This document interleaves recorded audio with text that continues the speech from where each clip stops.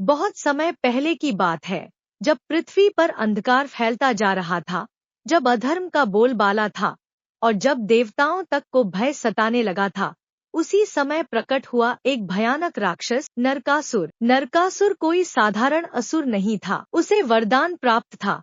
कोई पुरुष उसे मार नहीं सकता था। उसने धीरे धीरे अपना साम्राज्य बढ़ाया, देवताओं को पराजित किया और फिर एक दिन उसने वो काम किया जिससे पूरा ब्रह्मांड कांप उठा। उसने 16,100 कन्याओं को बंदी बना लिया। वे सब राजकुमारियां थी, अलग अलग राज्यों से, निर्दोष, असहाय और अपमानित। नरकासुर ने उन्हें बंदी गृह में डाल दिया और घोषणा की, अब ये मेरी दासियां बनेंगी, कोई मुझे नहीं रोक सकता।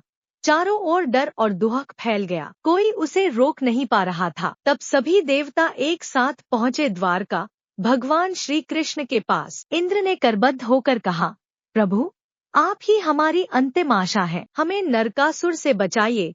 भगवान श्री कृष्ण मुस्कराए और बोले, धैर्य रखो, धर्म की रक्षा के लिए मैं सदैव तत्पर हूँ। और फिर वे साथ ले चले अपनी पत्नी सत्यभामा को, क्योंकि केवल एक नारी ही नरकासुर का अंत कर सकती थी। नरकासुर के महल के द्वार पर पहुँचते ही एक भीषण युद्ध छिड़ गया। नरकासुर के असुर योद्धा गरजते हुए निकले। आकाश में शस्त्रों की वर्षा हुई, धरती कांप उठी, लेकिन श्री कृष्ण की चाल और सत्यभामा की वीरता के आगे कोई नहीं टिक पाया। आखिरकार स्वयं नरकासुर युद्ध भूमि में आया। उसने गरजते हुए कहा, हे कृष्ण, आज तेरा भी अंत। लेकिन तब सत्यभामा ने धनुष उठाया और एक ही बाण में नरकासुर भूमि पर गिर पड़ा। उसकी आंखों में पश्चाताप के आंसू। उसने कांपते स्वर में कहा, प्रभु, अब मुझे अपने पापों का पछतावा है। कृपया मेरी एक जिस दिन मेरी मृत्यु हुई है, उस दिन लोग खुशियां दीप जलाए, ताकि मेरी आत्मा को शांति। भगवान श्री कृष्ण की अंगीकार कर। तभी से उस दिन हर साल काट शरीर पर उपटन लगा। नरक 14।